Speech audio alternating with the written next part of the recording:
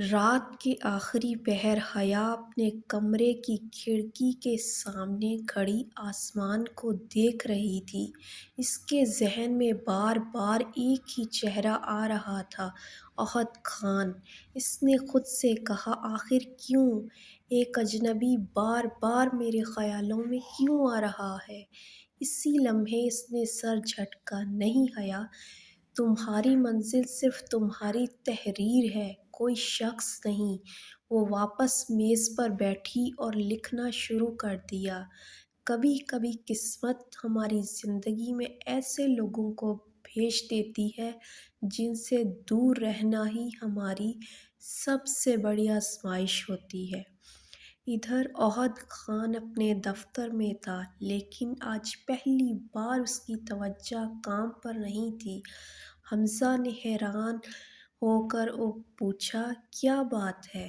آج تم اتنے خاموش کیوں ہو؟ احد نے گہرا سانس لیا۔ میں ایک ایسی لڑکی سے ملا ہوں جو ہر بار مجھے جواب دے کر چلی جاتی ہے، لیکن میں اسے بھول نہیں پا رہا۔ حمزہ ہنس پڑا، لگتا ہے پہلی بار کسی نے تمہیں نظر انداز کیا ہے۔ احد نے مسکراتے ہوئے جواب دیا، شاید، اور یہی بات مجھے بے چین کر رہی ہے۔ اسی شام پبلشنگ ہاؤس میں ایک اہم تقریب رکھی گئی تھی۔ ملک کے مشہور مصنفین اور ناشر وہاں موجود تھے۔ حیا ہمیشہ کی طرح سادہ لباس میں پہنچی۔ اس نے منتظم سے کہا، میں زیادہ دیر نہیں رکوں گی۔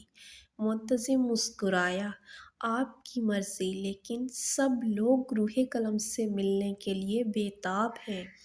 حیا نے دھیرے سے کہا، لوگ میرے لفظوں سے ملے، مجھ سے نہیں۔ چند لمحوں بعد تقریب میں اعلان ہوا، آج ہمارے درمیان ایک خاص مہمان بھی موجود ہیں، معروف بزنس مین احد خان۔ تالیوں کی آواز گونج اٹھی۔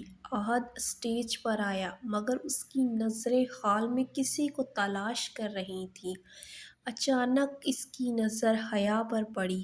اس کے لبوں پر بے اختیار مسکراہٹ آ گئی۔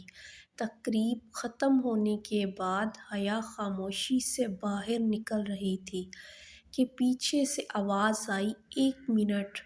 وہ رکی۔ احد اس کے سامنے آ کھڑا ہوا، آپ ہر بار ملتی بھی ہیں اور غائب بھی ہو جاتی ہیں۔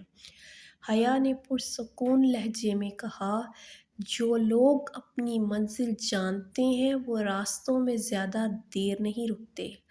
احد نے اس کی آنکھوں میں دیکھتے ہوئے کہا، اور اگر کوئی شخص خود ہی منزل بن جائے تو؟ یہ سن کر حیا پہلی بار چند لمحوں کے لیے خاموش ہو گئی۔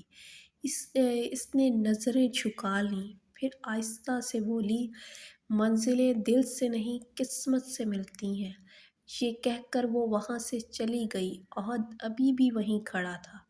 اس نے جیب سے وہ پرانا کاغذ نکالا جس پر لکھا تھا، الفاظ اگر دل سے نکلیں تو سیدھے دل تک پہنچتے ہیں۔ اس نے دھیرے سے کہا، مجھے یقین ہے کہ تمہارا اور روح قلم کا کوئی نہ کوئی تعلق ضرور ہے۔ اس وقت ہال کے ایک تاریک کونے میں کھڑا ایک شخص یہ سب دیکھ رہا تھا۔ اس نے فون نکالا اور کسی کو کال کی، مجھے اس لڑکی کی مکمل معلومات چاہیے۔ چند لمحے خاموش رہنے کے بعد اس نے سرد لہجے میں کہا، اور یاد رکھنا، اگر یہی روح قلم نکلی تو اس کی زندگی پہلے جیسی نہیں رہے گی۔ حیا کو اس آنے والے خطرے کا ابھی ذرا بھی اندازہ نہیں تھا۔ اگر آپ کو ہماری یہ ویڈیو پسند آئی ہے تو براہ کرم ہماری ویڈیو کو لائک کریں، ہمارے چینل کو سبسکرائب کریں اور کمنٹ میں اپنی رائے ضرور دیں تاکہ ہماری روح قلم کی نئی آنے والی ویڈیو آپ تک جلد پہنچ سکے۔ خدا حافظ۔